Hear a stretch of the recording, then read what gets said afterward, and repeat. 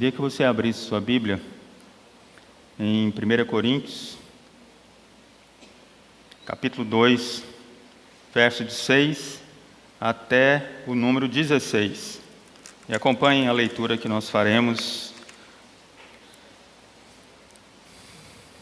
Já temos a projeção aí, vamos acompanhar. Entretanto, expomos sabedoria entre os experimentados, não porém a sabedoria deste século, nem a dos poderosos dessa época que se reduzem a nada. Mas falamos a sabedoria de Deus em mistério, outrora oculto, o qual Deus preordenou desde a eternidade para a nossa glória. Sabedoria essa que nenhum dos poderosos desse século conheceu, porque se tivessem conhecido, jamais teriam crucificado o Senhor da glória. Mas como está escrito, nem olhos viram, nem ouvidos ouviram, nem jamais penetrou em coração humano o que Deus tem preparado para aqueles que o amam. Mas Deus nos revelou pelo Espírito, porque o Espírito a todas as coisas perscruta, até mesmo as profundezas de Deus. Porque qual dos homens sabe as coisas do homem, senão o próprio Espírito que nele está?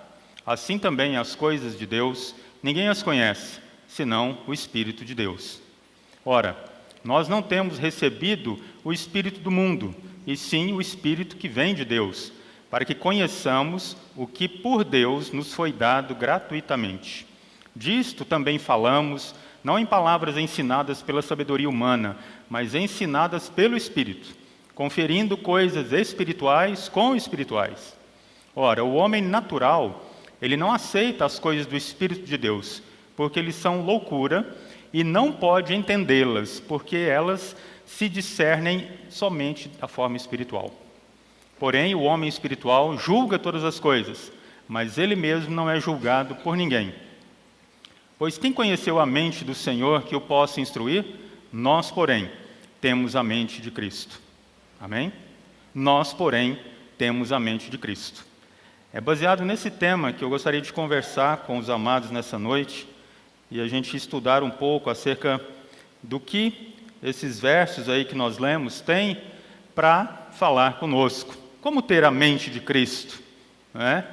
O curioso é que Paulo fala diversas vezes sobre a mente nas suas cartas, nas suas epístolas. E pela psicologia e pela ciência, a gente sabe que a mente é algo meio complexo de se explicar.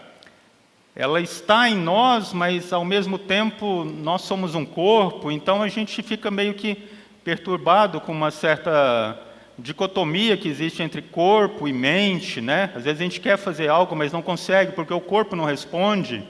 Então a gente tem uma faculdade muito especial que foi dada por Deus, que é a mente humana. Com ela a gente é capaz de discernir, ou seja, de diferenciar, de distinguir, de fazer juízo de alguma coisa, de saber o bem e o mal, de saber o certo e o errado, de ter vontade de fazer algo ou não ter vontade de fazer nada. A mente nos controla e a ciência diz que ela está nas funções superiores do nosso cérebro. Tanto que quando há uma morte cerebral, provavelmente aquela pessoa somente vai ficar com os órgãos necessários e vitais em funcionamento, mas depois de algum tempo aquilo não mais servirá. A gente percebe então que o cuidado que o apóstolo Paulo tinha com respeito à mente. E a gente vai falar um pouco disso aqui através dessa meditação aqui que a gente está fazendo nesses versículos que falam sobre a verdadeira sabedoria e como adquirirmos ou termos acesso ou mesmo transformar a nossa mente a partir da Escritura Sagrada. Paulo fala isso também lá em Romanos 12, verso 2, né? Depois que ele roga a Deus pelas misericórdias, que nós apresentemos o nosso corpo sacrifício vivo, santo e agradável a Deus, que é o culto racional, mas ele também fala, transformai-vos pela renovação da vossa mente. Para quê? Para que você experimente qual que é a boa, a perfeita, a agradável vontade de Deus na sua vida. Entendem como a ligação de mente e palavra do Senhor, ela tem muito a ver, mas nós precisamos sair de uma mente humana e mundana para uma mente de Cristo. Essa é a grande diferença, esse é o grande discernimento que nós, espirituais que somos, Porque Paulo aqui faz uma distinção no capítulo anterior e também para frente. Ele fala aos coríntios, e eu já falei um pouco sobre isso domingo passado, no período da manhã, que os coríntios era uma grande cidade, uma cidade cosmopolita, provavelmente semelhante a São Paulo, ao Rio de Janeiro, a Nova York dos nossos dias, porque por lá convergiam diversos tipos de pessoas, de religiões, de cultos, de tudo que você possa imaginar. E no meio de tudo aquilo ali, Paulo então planta uma igreja, que é a igreja de Corinto, e ele escreve 2 cartas para essa igreja, e a gente percebe que são cartas assim, de um tom severo muitas vezes, porque aqueles homens e aquelas mulheres daquela igreja estavam indo para o lado de uma mente humana, e não mais de uma mente de Cristo. E nós percebemos que esse cristianismo que ele havia pregado para eles, que era de coisas simples e de coisas que eu aprendi quando me converti, que também você aprendeu quando você se converteu, isso estava sendo distanciado da realidade daquela igreja. Então Paulo escreve aqui, e ele então fala qual que é a verdadeira sabedoria que o cristão, que o crente deve possuir e deve almejar alcançá-la. Isso é o entendimento que a gente precisa ter do que é ter a mente de Cristo. Será que nós, enquanto cristãos, estamos tendo regularmente e usando e usufruindo da mente de Cristo? Será que as minhas ações, as minhas atitudes, aquilo que me controla, aquilo que me faz dizer ou não dizer, de fazer ou não fazer, tem se pautado pela mente de Cristo? Ou pela minha mente? Pela uma mente, talvez, pautada pela sabedoria desse século? Paulo, então, nos alerta aqui. E a história do cristianismo, nessa época aqui em particular, conta que nós tínhamos 2 grupos principais ali naquela igreja, os gentios cultos, que eram de origem grega, e os judeus piedosos. E para todos esses 2 grupos da igreja, que eram os grupos mais estudados, talvez mais letrados, porque não era comum naquela época você aprender, ler, escrever, as mulheres então não tinham essa permissão, como que eu diria, esse direito, de fazer essas coisas. E Paulo era um erudito. Paulo estudou aos pés de Gamaliel, e ele foi realmente um homem muito sábio na sua época, para o seu tempo, e para aquela cultura greco-romana, e judia também. Ele era culto, mas ele se fez simples para com todos aqueles aos quais ele dirigia a sua mensagem, para que ele fosse entendido, porque ele sabia que o muito falar, que as palavras bonitas, eloquentes, que a grande retórica dos gregos, que valorizavam muito isso, era algo daquela comunidade, era algo daquela sociedade de Corinto. E ele então agora dirige justamente a esse aspecto da mente, que os coríntios ali estavam meio que desviando o foco da sabedoria de Deus para a sabedoria humana. E pensavam que pelo muito falar, por falar palavras bonitas, por ter um discurso muito vibrante, eles seriam ouvidos e talvez convencendo os outros do seu evangelho. Paulo então explica para nós aqui essas diferenças aí, porque para os judeus e para os gregos, a mensagem cristã era loucura, a pregação da cruz de Cristo era loucura. Para os judeus, era loucura porque eles esperavam um Messias prometido lá pelos profetas no Velho Testamento, um Messias que viria para libertar Israel, para retomar o trono, o reino, o poderio que Israel tinha outrora. Essa era a ideia que os judeus vindicavam com respeito ao Cristo, ao Messias prometido. Então, aquele que está pregado, que foi pregado no madeiro, eles falavam, mas isso não é possível, isso é maldição. Como que esse homem pode ser o Cristo? Se na palavra fala que maldito é aquele que for pendurado no madeiro.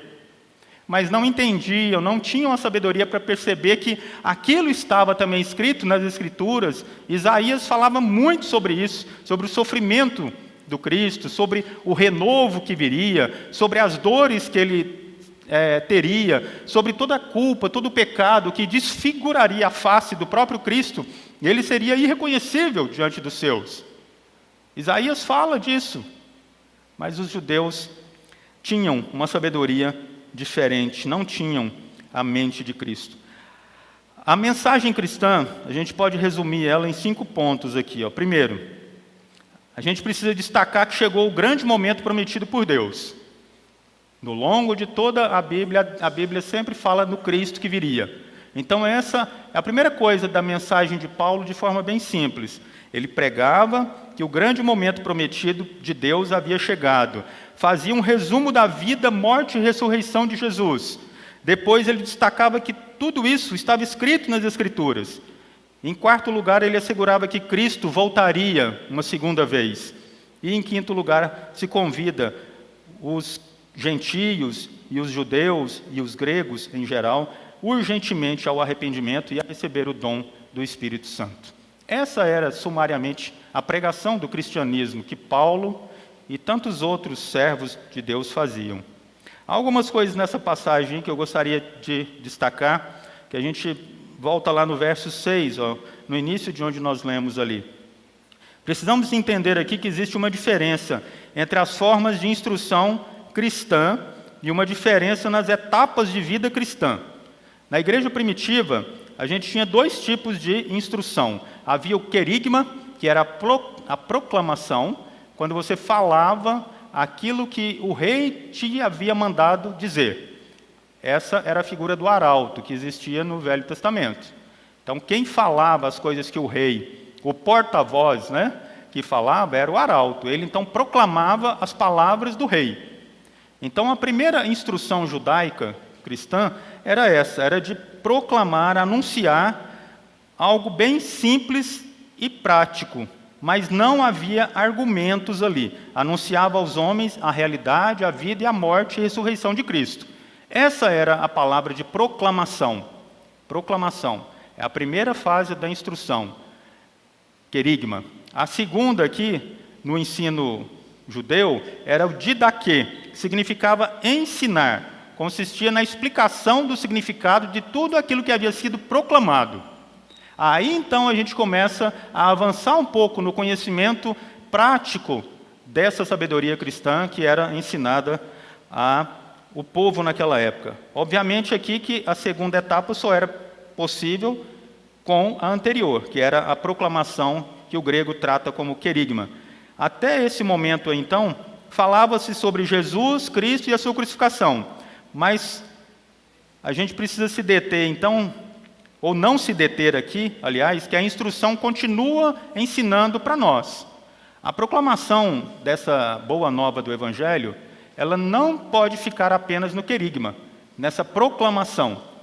Deus tem algo para fazer com essa palavra. Ela precisa transformar a nossa vida, as nossas atitudes, os nossos pensamentos, as nossas palavras. Isso é o didaquê. É o ensino diário, constante, o aprendizado contínuo e perseverante na palavra de Deus. Mas o que os coríntios tinham ficado era somente na primeira parte.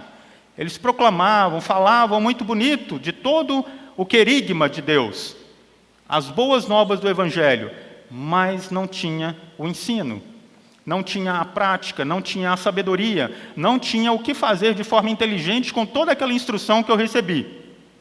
E muitos de nós, hoje, no século XXI, tanto tempo depois disso aqui, ficamos parados nessa instrução divina. A sabedoria de Deus não faz transformação na nossa mente. E isso é o que Paulo cobra aqui dos coríntios.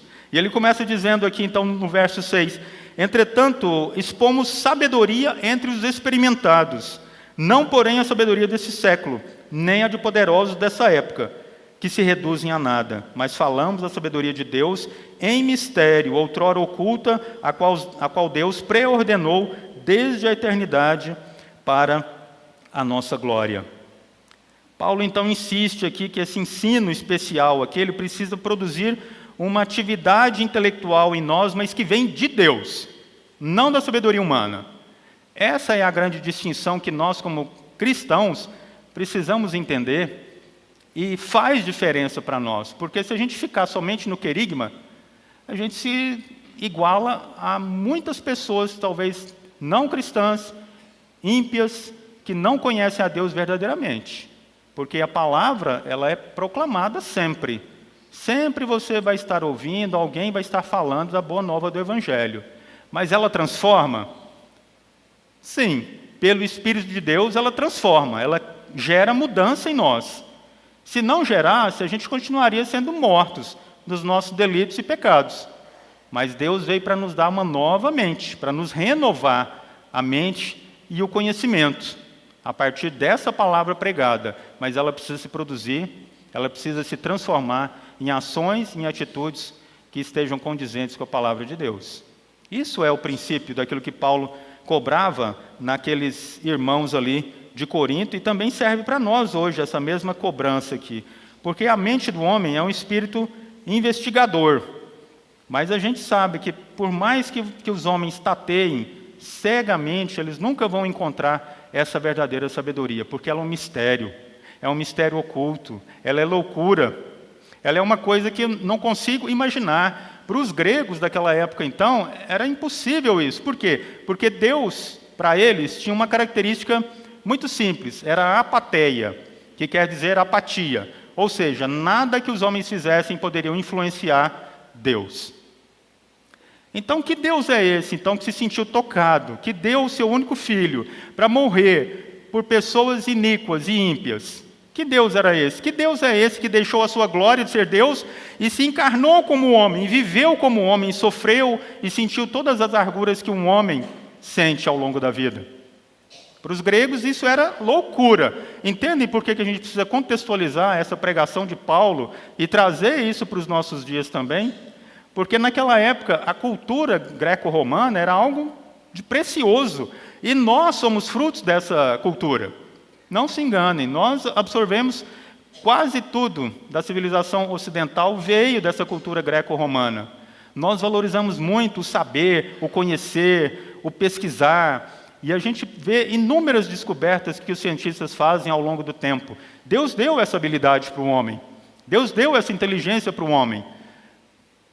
Mas a gente muitas vezes não percebe que quanto mais o homem procura entender e conhecer quem Deus é, menos ele se aproxima de Deus. Porque hoje os homens procuram ir para a Lua, para Marte, conhecer outras galáxias, outros planetas, e cada nova descoberta é uma grande festividade no mundo acadêmico. Mas negam que o homem foi criado por Deus, simplesmente criado, simplesmente pela palavra criadora de Deus, ele veio a existir e todas as coisas existem e proclamam a glória de Deus. Isso para os homens comuns que tanto sabem é tolice, isso é loucura, isso é ópio do povo, como diria um filósofo e um pensador, né, do passado aí. O ópio do povo. Será que a gente se embriaga com a nossa religião? A gente precisa perceber que determinadas revelações, e essa em especial, que é a boa nova do Evangelho, ela é um mistério revelado somente pelo Espírito Santo. Por nenhuma outra academia você vai conseguir isso. Você pode fazer teologia, você pode fazer física quântica, né? E qualquer outra faculdade aí que exija e queime seus neurônios, aí, até o último deles, mas nunca você vai compreender o mistério oculto de Deus, que foi revelado a cada um de nós pelo Espírito Santo. Essa é a grande diferença entre nós, que entendemos isso, e vocês que estão me ouvindo e vendo. Espero que estejam entendendo isso, porque isso é o mistério de Deus que foi revelado a nós. Se você não está entendendo, continue ouvindo até o final da palavra. Ou então peça a Deus mais compreensão, porque eu estou procurando usar aqui palavras muito simples para a gente entender que nós temos um conhecimento diferenciado dos outros. Mesmo não tendo nada, mesmo não sabendo nada, você pode pegar a pessoa mais simples aqui em termos educacionais da igreja, uma pessoa analfabeta, mas o Espírito Santo fala, o Espírito Santo ensina ao coração dela. Assim como ele fala com um acadêmico, pós-graduado, doutorado, pós-doutorado, não sei. Não importa essa sabedoria humana. O que importa é a revelação desse mistério de Deus aqui. William Barclay diz o seguinte aqui num comentário dele que eu achei bem interessante. Deus nos outorga todo o conhecimento, e o resultado do encontro do espírito investigador do homem com o espírito revelador de Deus nos traz descobertas que nossas mentes nunca encontrariam. Isso de maneira nenhuma nos liberta da responsabilidade do esforço humano, ou seja, o aluno deve preparar-se para receber através de um esforço incansável. O mesmo acontece entre Deus e nós. Quanto mais busquemos e procuremos compreender, mais nos ensinará Deus. Entendem o que eu digo aqui? Esse processo nosso de aprendizado não tem limites. Por quê? Porque as riquezas de Deus são inescrutáveis. Elas são tão grandes, tão profundas, tão diferentes da nossa sabedoria, que quanto mais eu aprendo, parece que eu sei muito pouco. Você já teve essa percepção? Quando você lê a Bíblia e se esmera e se esforça, mas parece que é tanto conteúdo, é tanta coisa nesses 66 livros aqui, que parece que eu não... Mas Deus vai entrelaçando esse conhecimento e vai fazendo ele ter sentido para nós. Isso é o que o Espírito Santo faz. Ele é o nosso pedagogo. Ele é aquele que nos conduz e nos leva até as verdades de Cristo.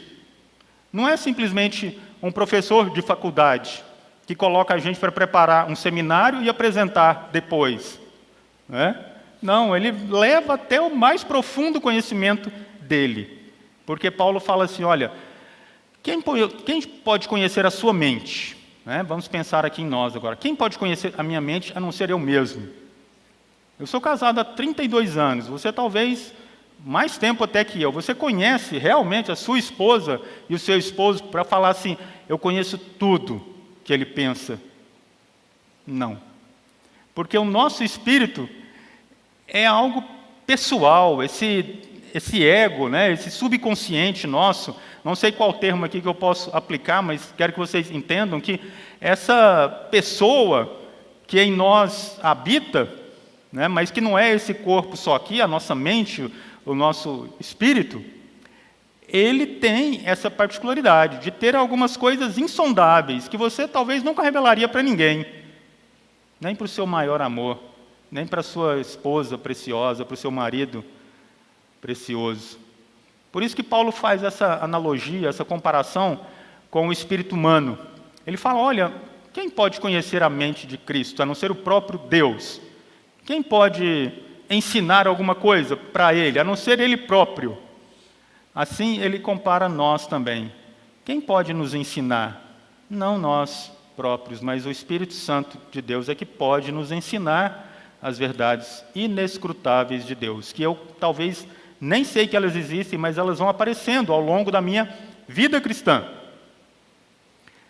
Esse era o processo que não estava havendo nos Coríntios.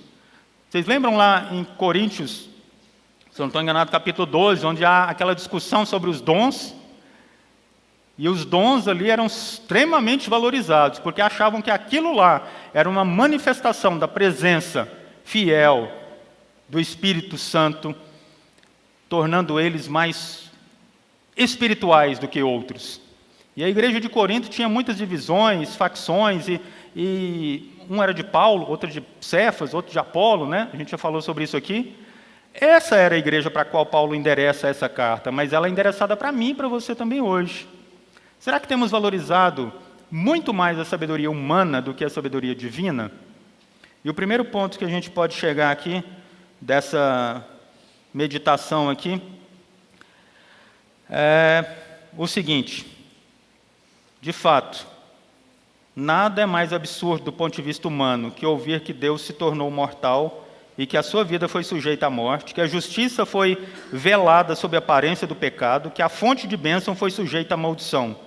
Dessa maneira, os homens foram redimidos da morte e se tornaram participantes de uma imortalidade abençoada. João Calvino fala isso para dizer que essa palavra de Deus é muito louca, é muito doida, como dizem alguns aí. Muito doida essa palavra. Como é que Deus pode fazer tudo isso, gente, por nós? Eu merecia? Não. Você merecia? Não. A Igreja União merece? Não. A gente não merece nada disso. Mas esse é o grande privilégio e a gratuidade do Evangelho, porque ele é graça derramada sobre aqueles que não mereciam. Isso aí, parece que você está... Não, mas isso aí é coisa muito batida, né? Mas isso é mistério de Deus, amados. Isso é privilégio nosso. Isso é privilégio do cristão verdadeiro. Isso é privilégio do cristão que começou com querigma e está no didaquê. Está aprendendo, está caminhando na vida cristã. Chegando até o versículo 16, final da parte B. Nós temos a mente de Cristo. Esse é o objetivo de Paulo com toda essa ministração que ele fez aqui no capítulo 2. E ele fala, depois de tudo isso, depois de chamar a atenção e a distinção entre sabedoria humana e sabedoria divina, e ele reduz tudo isso no último verso lá. Nós, igreja, porém, temos, ou melhor, precisamos ter a mente de Cristo. Era um desejo dele, nós temos a mente de Cristo. Não podemos andar dessa forma como vocês estão agindo e atuando dentro da igreja. Não pode ser assim. Vocês foram transformados pela palavra proclamada. Vocês foram transformados pelo Espírito Santo que veio dar conhecimento, revelar conhecimento diariamente a partir da instrução da palavra. Vocês precisam ter a mente de Cristo. Primeiro ponto, então, aqui, que eu passei aqui, mas vou ler aqui, voltando. O ciclo da maturidade cristã traz consigo a verdadeira sabedoria de Deus. O ciclo da maturidade cristã traz consigo a verdadeira sabedoria de Deus. O que é isso?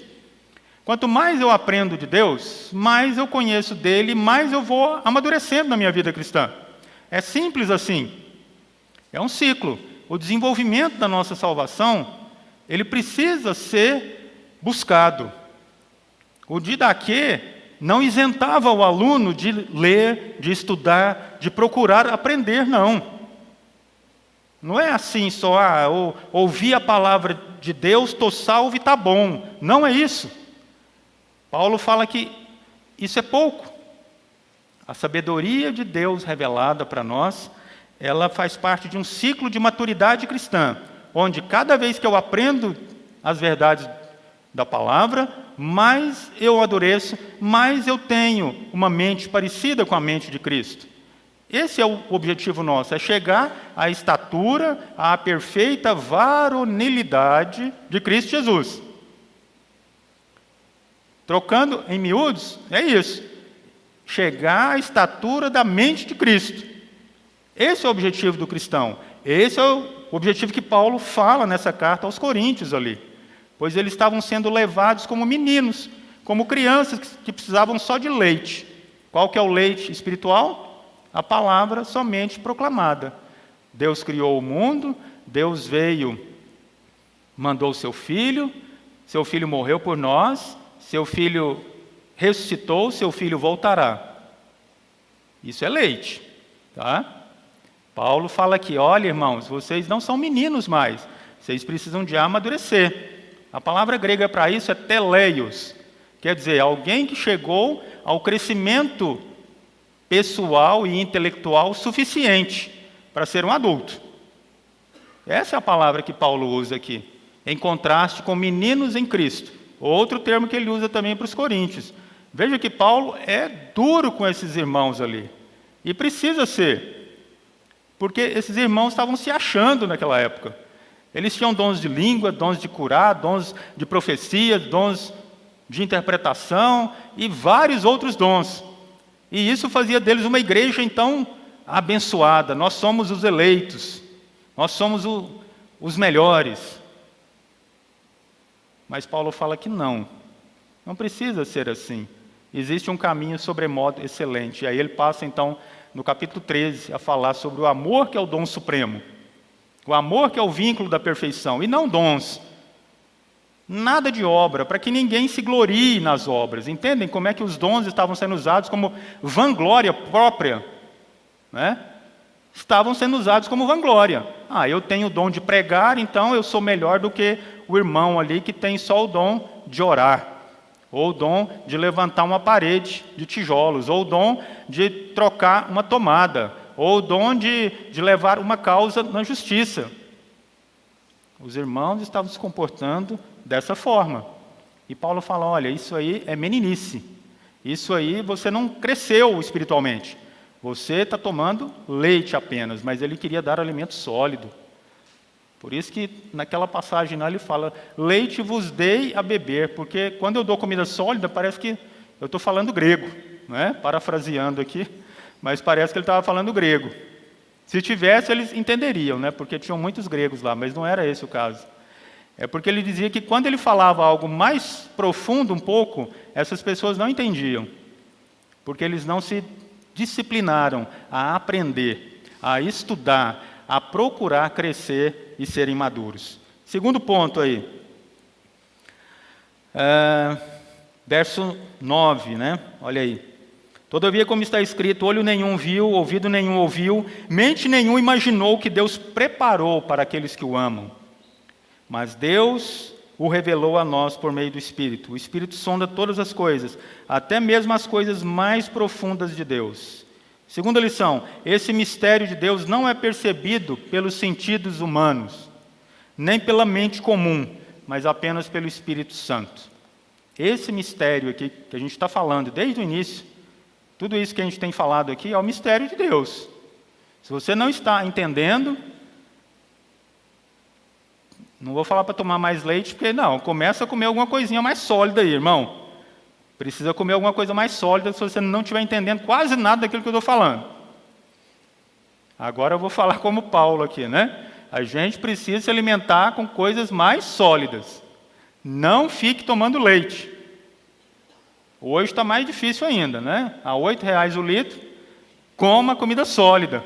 Né? Procure desenvolver a sua maturidade cristã. Não fique apenas no conhecimento raso e superficial que a palavra de Deus traz quando ela nos resgata. Entendem que são duas etapas distintas? Quando Deus fala com alguém, quando Ele chama o pecador, porque é Ele que chama, não sou eu que aceito, Ele é que me chama e esse chamado é irresistível. E eu vou, então, ao encontro dele. É assim que acontece. Nesse momento aí, entrou o querigma. Ele foi compreendido por mim, pelo Espírito Santo, que gerou essa fé em mim. Isso é tudo vem dele. Entendem que isso não é a percepção humana? Que isso não é uma sabedoria humana? Ah, eu entendi que Cristo morreu na cruz por mim, então, a partir daí, então, eu sou salvo? Não. Cristo gera, o Espírito Santo gera em nós o dom da fé. Esse é o primeiro dom que é gerado no meu coração e no seu, para entender essa loucura que é a pregação do Evangelho. Se você já entende tudo isso aqui que eu falei, que Cristo veio, conforme a Escritura, que Cristo morreu pelos meus pecados, porque eu era pecador, em Adão eu fui feito pecador e merecia o salário da morte, e Deus mandou Cristo, e Cristo veio no tempo certo, na plenitude do tempo, e morreu por nossos pecados, por todos eles.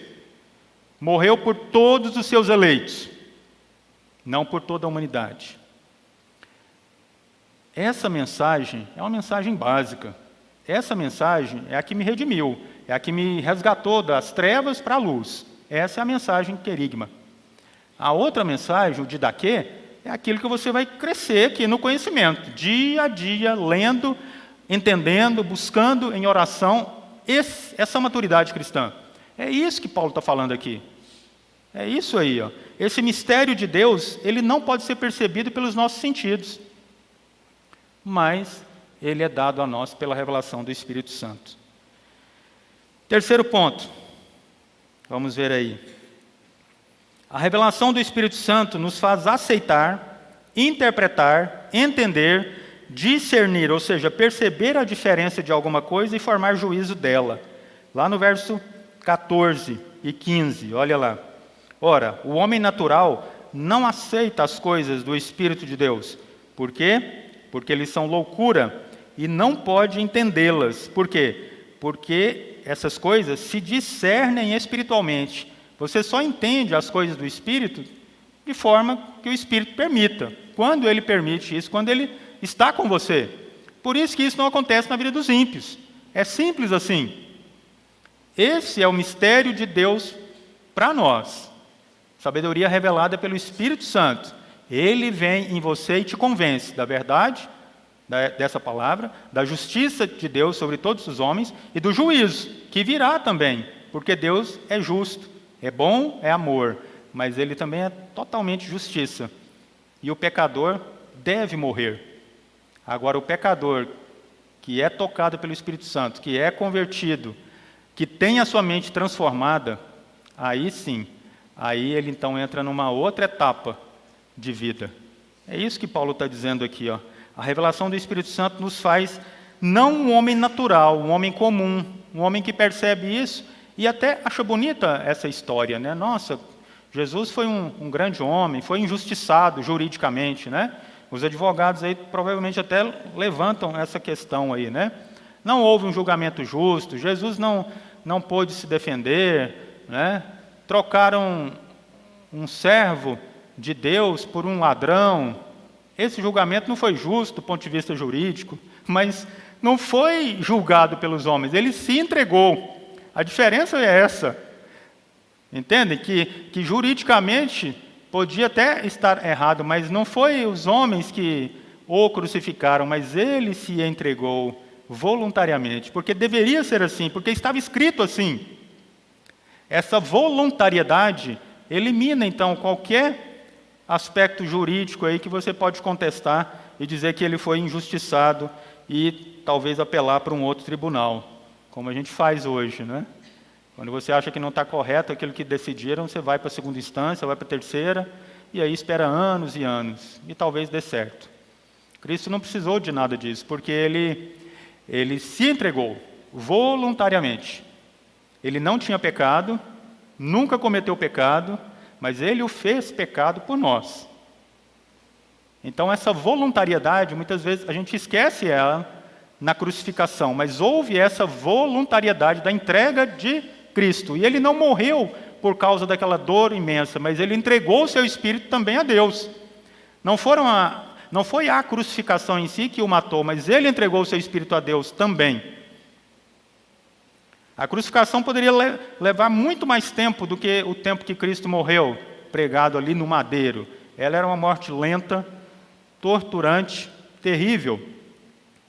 Cãibras, né? Dores abdominais, dores nos pés, nas mãos, no corpo todo, o sangue não circulava direito, essa paralisia ia tomando conta do corpo ao longo de várias horas, 9, 12 horas talvez, até um dia inteiro, pendurado no madeiro.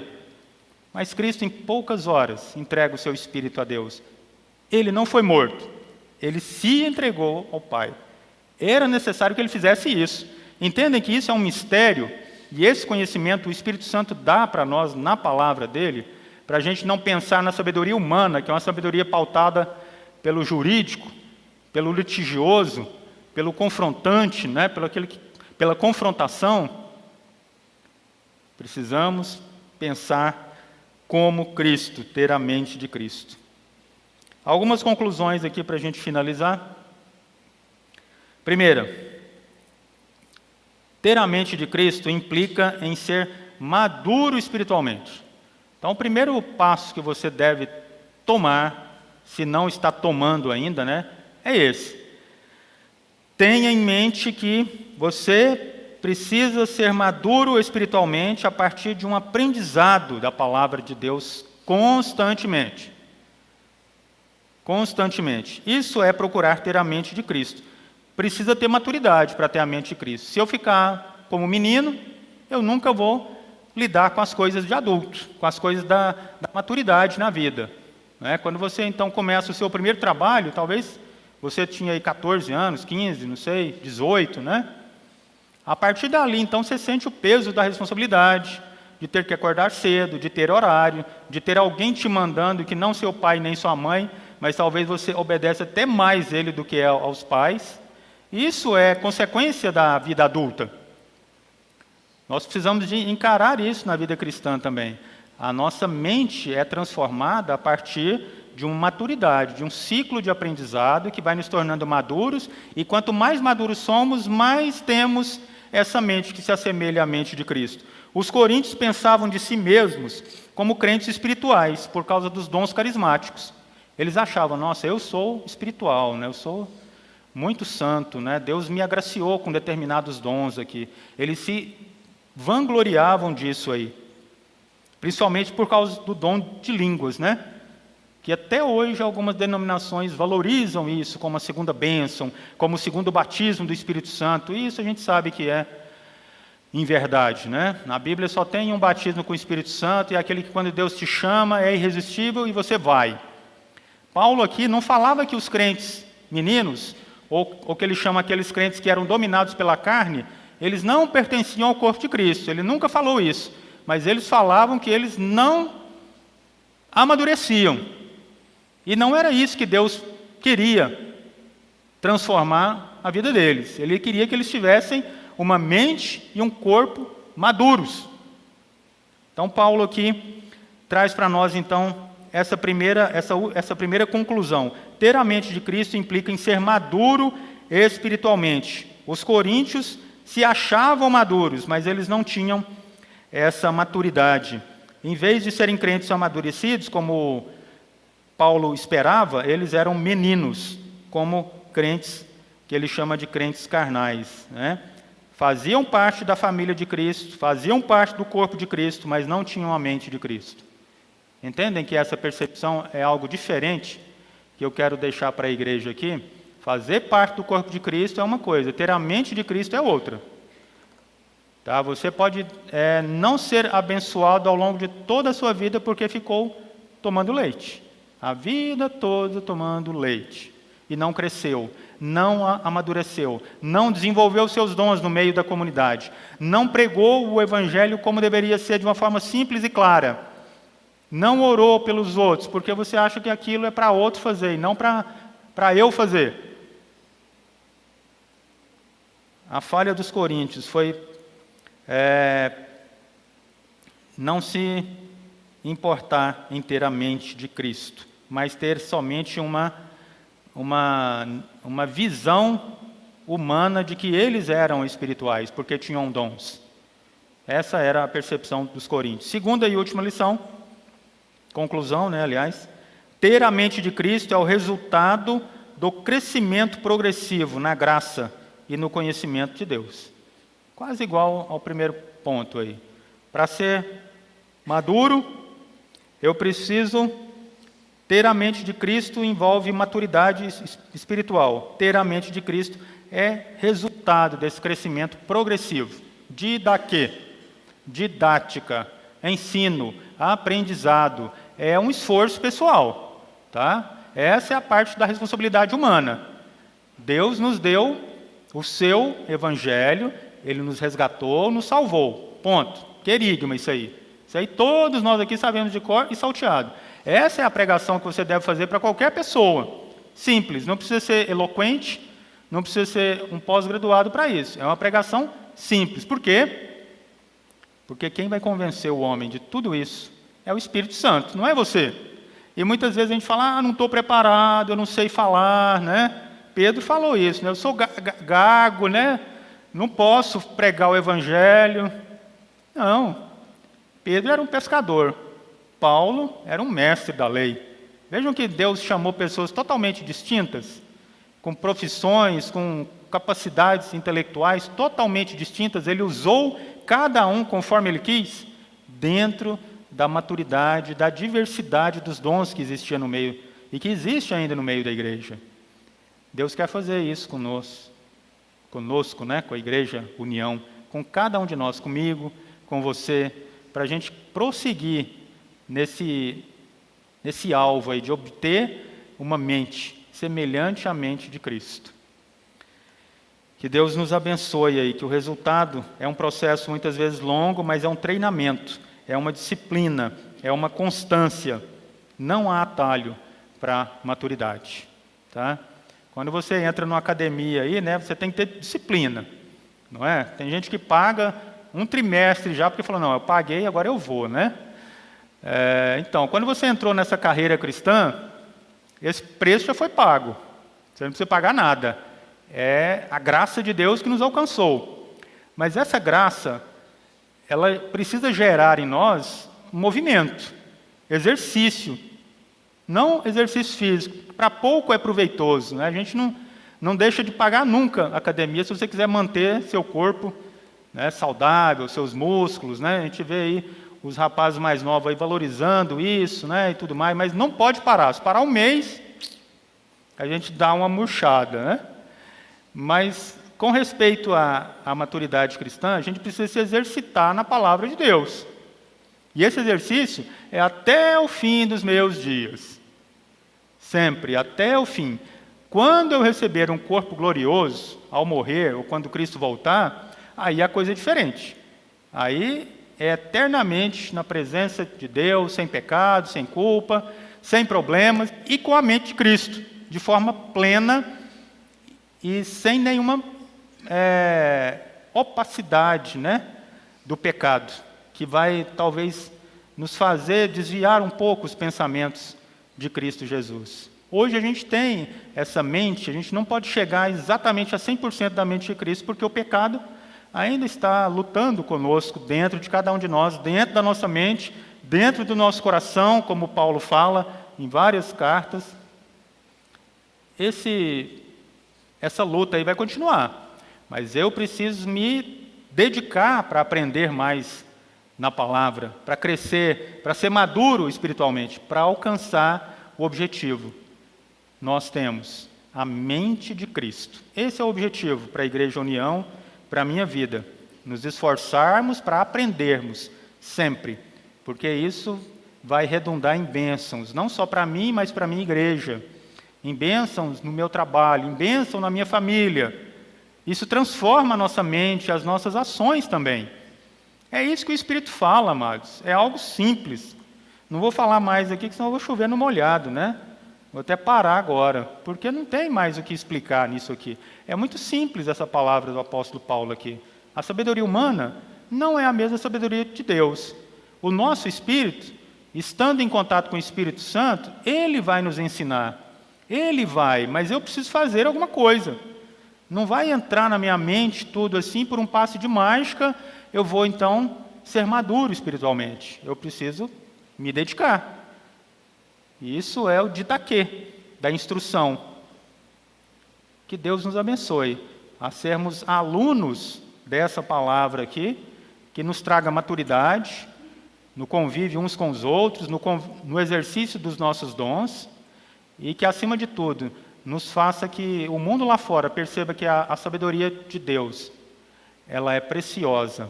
Loucura para os homens, mas para nós, poder de Deus.